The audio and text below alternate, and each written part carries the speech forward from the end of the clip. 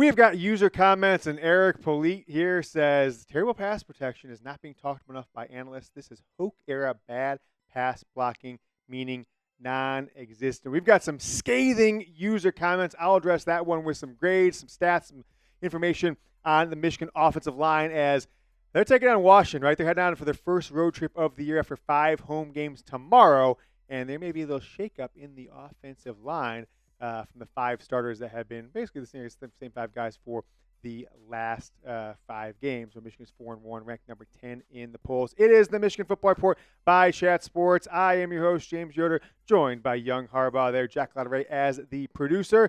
Michigan could have a record-setting NFL draft this April, 2025 NFL draft. I was going to talk about this on Thursday, Jack, but yesterday's show, but we want to talk more about the Bryce Underwood buzz and story out there. So Pro Football Focus put out their new mock draft actually late on Wednesday. So we're getting into about 36 hours away. But I want to kind of hit you with the information, but also expand on it, what it could mean for just the historic nature of this program. So let's take a look at these top 15 picks, okay?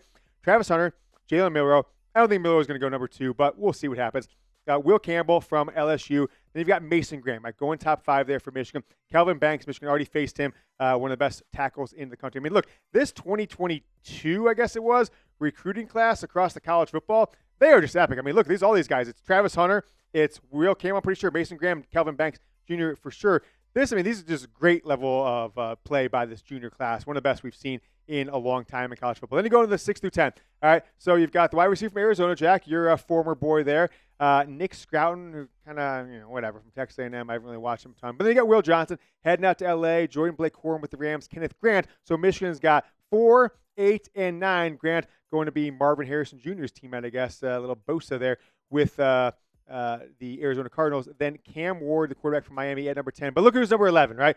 Colston Loveland, they've got him number 11. So 4 of the top 11 picks. You got the running back from Boise. You've got Abdul Carter from Penn State. Luther Burden from Missouri, who's a wildly good prospect. And then the edge from Tennessee, James Pierce Jr. This could be, folks, a record-setting draft, not just for the Michigan football program, but for any college football program in history. I'm going to tell you what I mean by that. Now, Michigan has had 3 first-round picks in 2 different drafts. We'll walk through that in a moment and show you where Michigan lines up historically. But I did want to give you guys the opportunity to win $25 by picking the score of tomorrow's game. Now, this is usually the time you get hit with a YouTube ad break. So scroll down, give me a comment prediction, but I want to tell you about that. Scroll down. If you predict the score correctly, right, you got to tell me who's going to win. So let's say Michigan 27-24. It's basically the score all the time.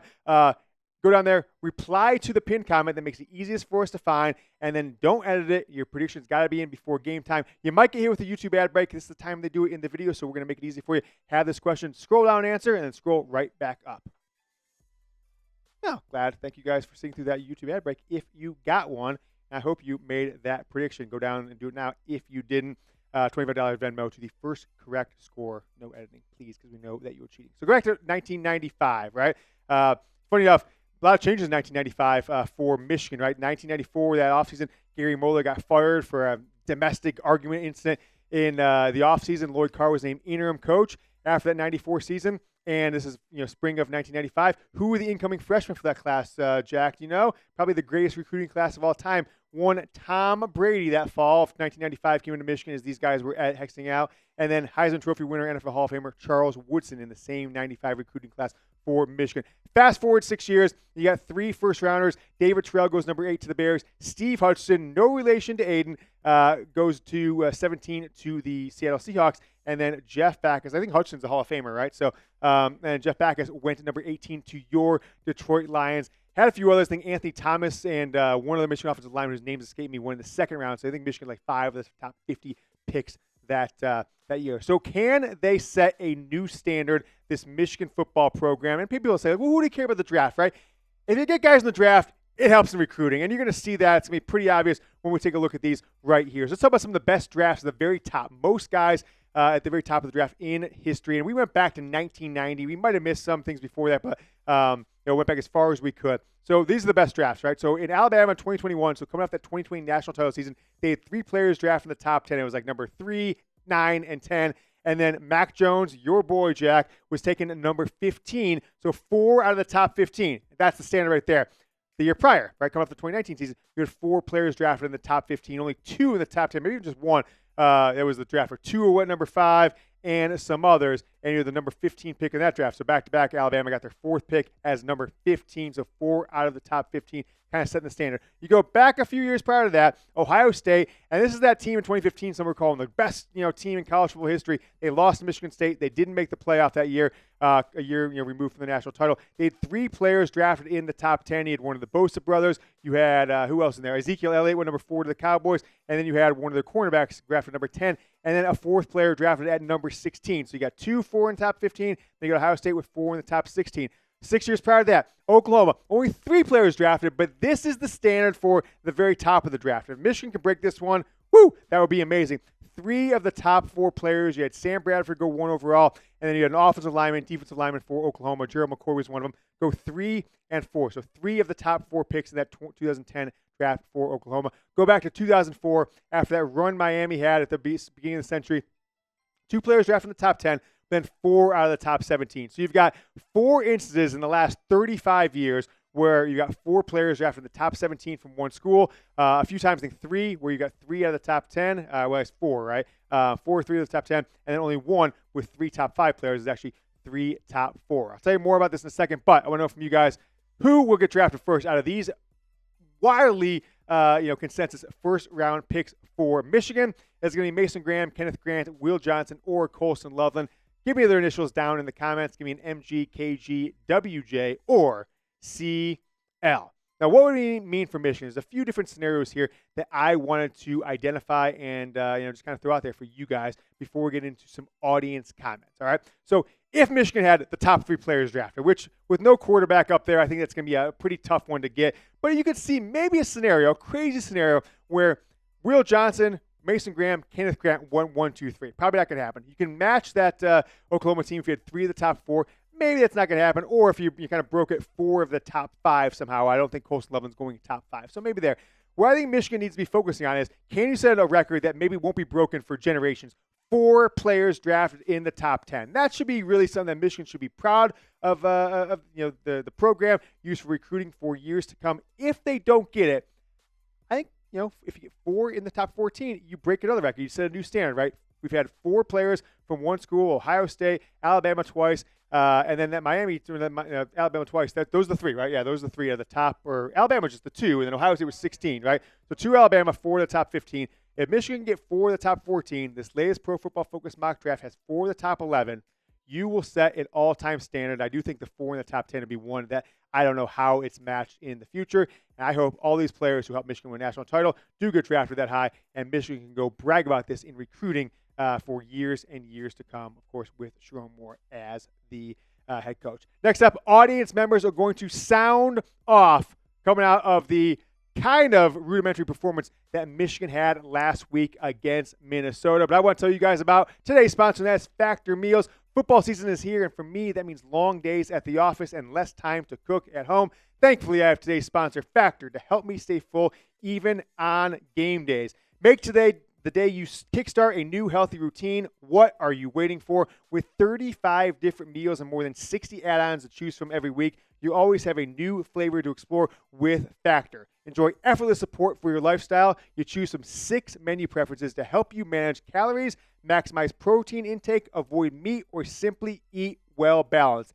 Keep kitchen time to a minimum. Factor meals are ready in 2 minutes. No shopping, prepping, cooking, or cleaning up. If you don't have somebody cooking a meal for you when you get home and you don't have time to cook healthy, delicious meals, get going with Factors. I was wildly surprised how good, how healthy I felt, and how well they tasted when I got my first Factor shipment, and you will as well. Head to factormeals.com/MichiganChat50. That's factormeals.com/MichiganChat50 and use code MichiganChat50. Why MichiganChat50? Well, that gets you 50% off your first box plus 20% off your next month.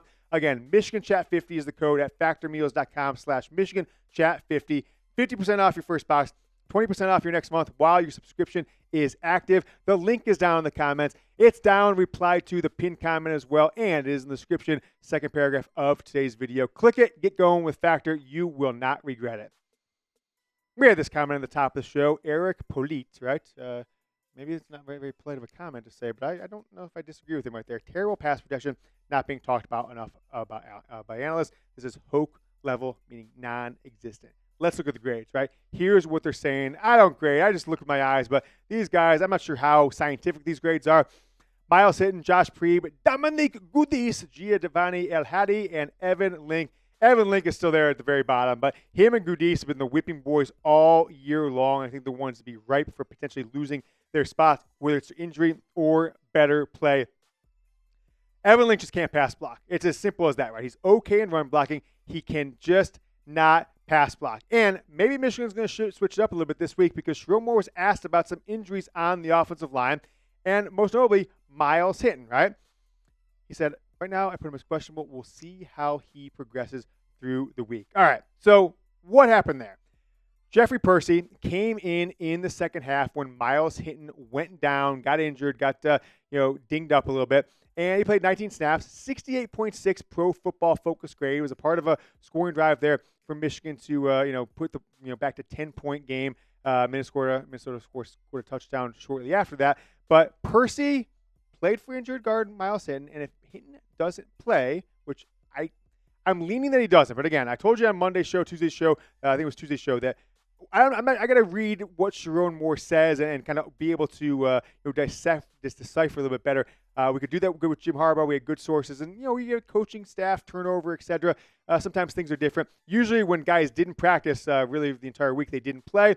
That's kind of where we're at right now with Myles Hinton. So, will Jeffrey Percy get the start? Now, if he does, I think it's likely. I think it's probably 70-80% likely that Jeff Percy will start at left tackle. Myles Hinton won't play.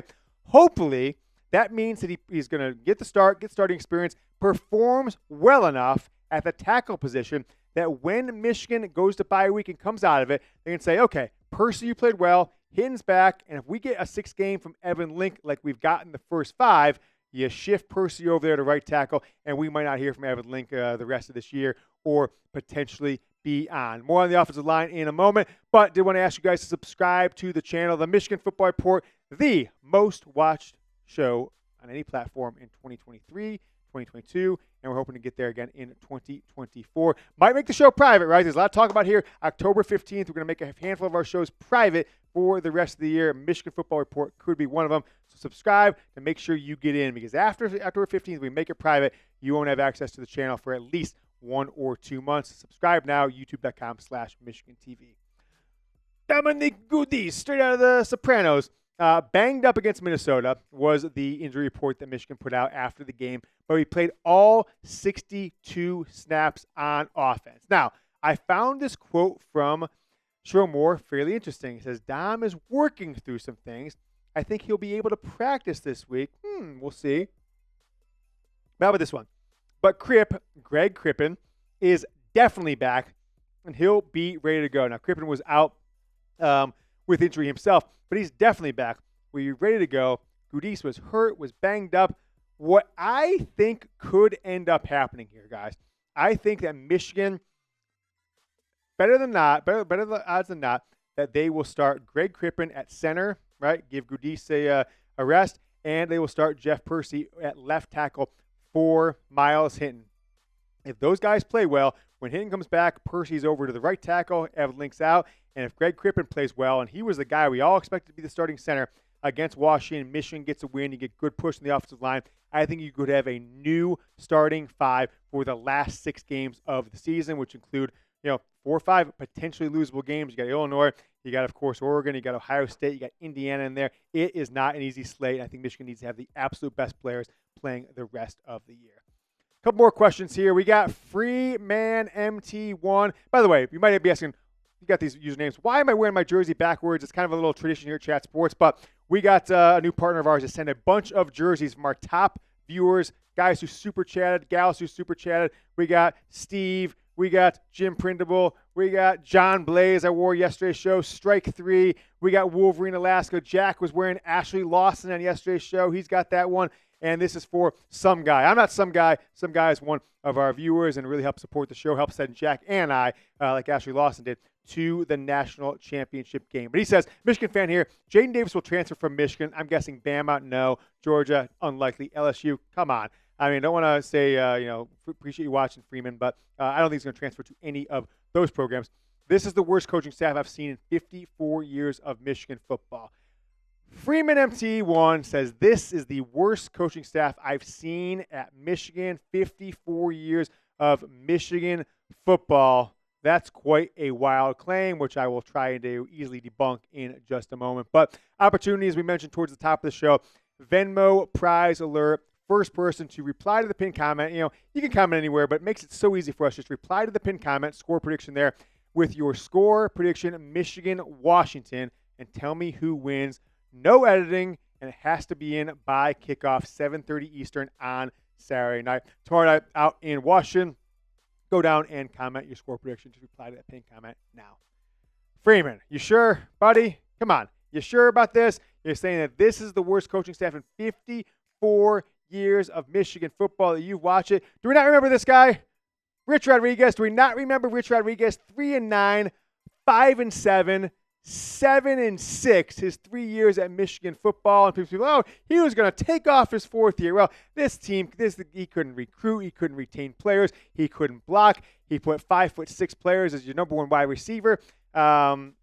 And when he played a real team, and look at his record in the Big Ten, and pretty much every year, Rich Rod, his second year, his third year, 2009, 2010, you start 4-0 in 2009, you start 5-0 in 2010, and you go 1-7 in the Big Ten. You go 2-6 in the Big Ten. It was absolutely pathetic defensive performance, and frankly, the offense could never move the ball against Big Ten teams at will like they could against Bowling Green and, ironically, Notre Dame. So I think Rich Rodriguez is the worst coaching tenure in Michigan football history. The worst actual head coach Michigan ever had, Brady Hoke, and it's just no question. He took over with a lot of Michigan guys, former Michigan coaches in 2011, an established quarterback, a running game, some veteran players, Roy Roundtree, etc. And he somehow got Michigan to 11-2, went to Virginia Tech in the Sugar Bowl, beat them, 11-2, beat Ohio State again. And everyone was like, ooh, off to the races. But then he played Alabama at the start of his second year, lost 42-14. He go on to lose, I think, 5 games that year, 8-5 seasons in year two. And then by year 3, you are needing goal line stands in the month of September at home against Connecticut, UConn, a team that won like 3-9, and like a 2-10 Akron team. You need an absolute miracle to beat. And then by 2014, the thing completely fell apart. It was one of the more disastrous years and, frankly, shameful years in 2014 that I've ever seen a Michigan football program had. Luckily, Jim Harbaugh came the next year. 9 years later, Michigan wins the national championship game. So I think we need to take a step back when calling these coaches the worst in program history based on what we've seen in my lifetime and certainly everyone's lifetime, I would assume, that watches this show. Brady Hoke, Rich Rodriguez, the era of just insignificance and failure, 2008 through 2014. Let me know what you guys think. Question on the screen. Do you approve of Sharon Moore's performance so far? I've got to say yes if these are binary answers because Michigan's 4-1.